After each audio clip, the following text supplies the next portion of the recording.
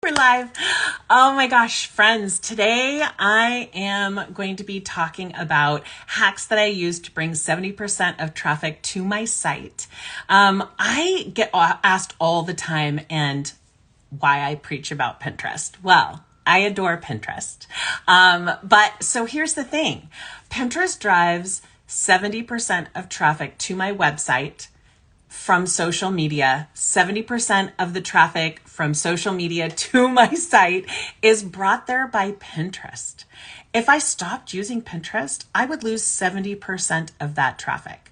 That's huge to know. And today I'm going to be sharing why and how, like some tips on how I can go about doing that. So I know that it's huge because 70% is a huge number. But in all honesty, on a consistent basis, I typically have between 65% and 82% every month of my social media traffic is driven by Pinterest.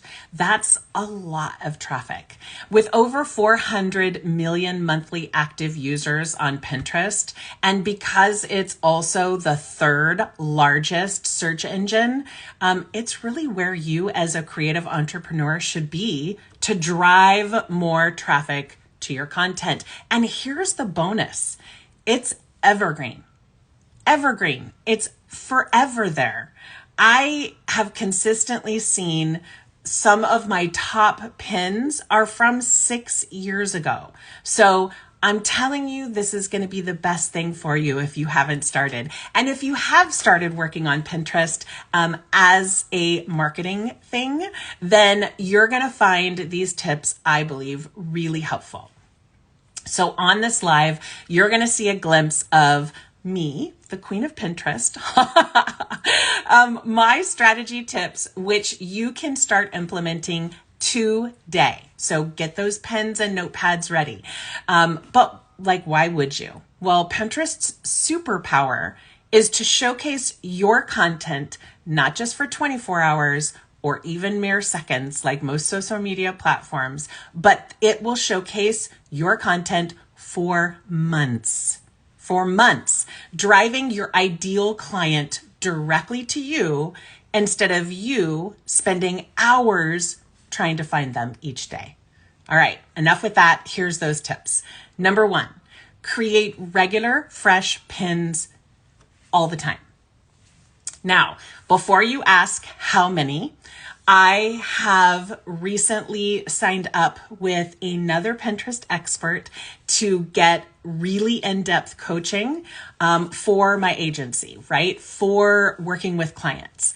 And I have heard from another Pinterest expert the same thing that I have been seeing. So I have been seeing on my clients' Pinterest accounts that the more I pin, the analytics start to drop. So I've been playing around with one of my accounts, and surprisingly, I'm only pinning one pin a day. And one pin a day is growing my Pinterest account. So that doesn't mean everybody should be only pinning one a day. But what that does mean is if you are nervous about taking Pinterest on because you think it's going to be this ton of work, right? Which it can be if you do it wrong. I'm telling you, you could actually pin one time a day and still see some growth. If you have a lot of content, then you could pin 3 to 5 times a day, but they really need to be fresh pins. They have talked about fresh pins for a while on Pinterest, but I am actually seeing that that is becoming more and more important. So in order to narrow down how many times you should be pinning a day, you really need to consider your time and how much content that you have. Do you have a blog each week? Do you have a few lead magnets, a course, a membership, a podcast, a YouTube channel? These are all content pieces that you can actually pin. So choose whatever amount of pins per day that you could commit to. But here's the key. You have to be consistent. So if you commit to 3 pins a day, You better be sure that you're using the Pinterest scheduler or Tailwind or whatever you use to pin consistently each day, because consistency is almost more important than the number of times that you pin. Second tip, create idea pins. These really resonate with people, and Pinterest has been pushing them hard and has been for quite some time. But idea pins can get you more eyeballs in a short period of time. If you think of reels, right? They tend to get me more new eyeballs on my content than just a post, right? Or just a live or just a story. And so the same is true for idea pins. You can create them by filming straight to camera, or you can create graphics or slides, or even a combination of both. But be sure to not use logos or your website on idea pins. They tend to get less analytics. It is not what Pinterest wants, right? They want us to deliver a fully formed idea or education in that idea pin and not driving traffic off of it. However, you can use the link in the notes section, not in the title, not on the graphic overlay, but you can use it in the notes section if you want. These are great for getting your content seen. And as you create them, all of your pins get more love. So they are definitely worth taking time to make them. However, don't take too much time to create them. Think of creating a reel, right? It used to take me about an hour to create one. I wanted it just perfect. I wanted a full face of makeup. I wanted my hair done, the whole 9 yards. And it would take forever, and thus I didn't want to do them. Now I create them in like 15 minutes, and that includes adding the text and the content and everything, right? It is more important for me to have progress than perfection. And that's how you grow a business. And that's how you're successful on Instagram. And that's how you're going to be successful on Pinterest. Because the same is true about idea pins. The more you create them, the easier they get and the more content you have on Pinterest. And if you know me, you know I love repurposing, and repurposing should be a part of every single company's marketing plan. So you can create that idea pin. You can use it as a reel. You can use it on TikTok. You can use it on LinkedIn. You can use it on Facebook. You can use it everywhere because it's short form video, which is excellent everywhere. Then, so share it everywhere, right? The third tip is boards. Repurpose to add new boards. So you take a board, all the boards that you're looking at. If some are not getting a lot of analytics, consider repurposing them or changing the keywords in there, because the keywords could be old by now. They could not be working anymore. So if you're not updating your boards, then your content's not going to get seen as much, because Pinterest takes your whole Pinterest profile, your name, the bio on your Pinterest, all the board titles are the board descriptions, all the pin titles, all the pin descriptions, to understand what you're an expert in and shove that content out there. Make sure that the boards are all in and around your business. If you have a bunch of business stuff and then you have recipes for food, that's going to hurt your analytics. Make that board secret. You can still pin to that board, but you're going to get your business portion to grow. One thing I've been doing lately is working to have a couple, 2 or 3 boards that are specifically niched down to your business.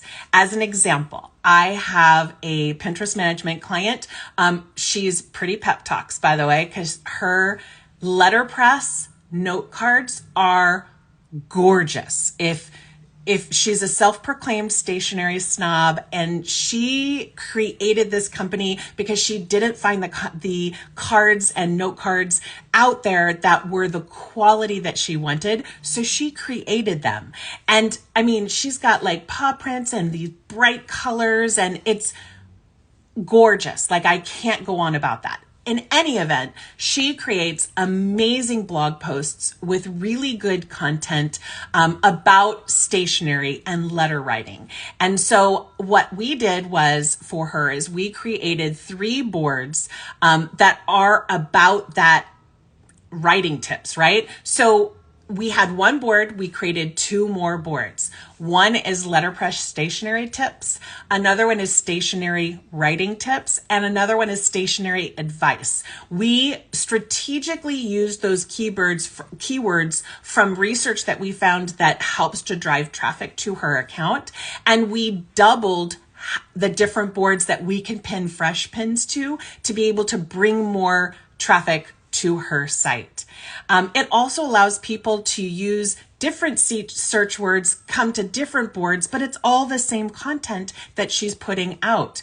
If you do this process every 3 to 6 months by cleaning up your boards, you're going to find that your analytics are going to do well because you're staying on top of it to make sure that it's current content.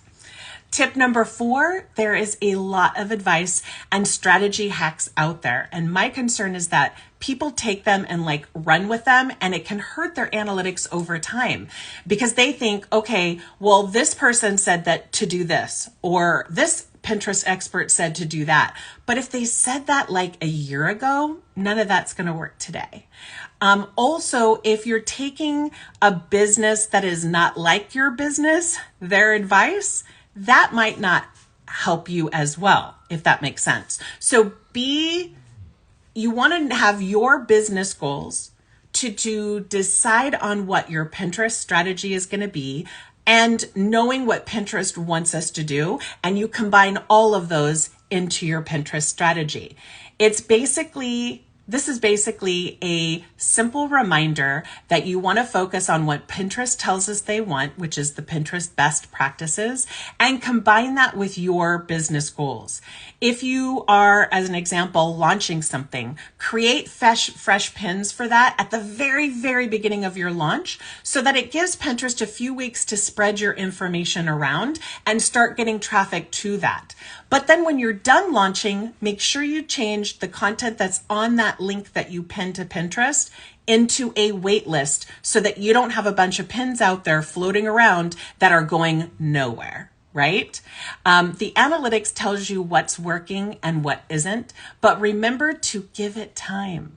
Pinterest is a long game, like blogging. Mistakes that people make are to give up too soon. If you give up using Pinterest too soon, you don't see the magic that happens from the traffic that is spread around. Each month, look at your analytics and adjust your strategy to what's working and what's not.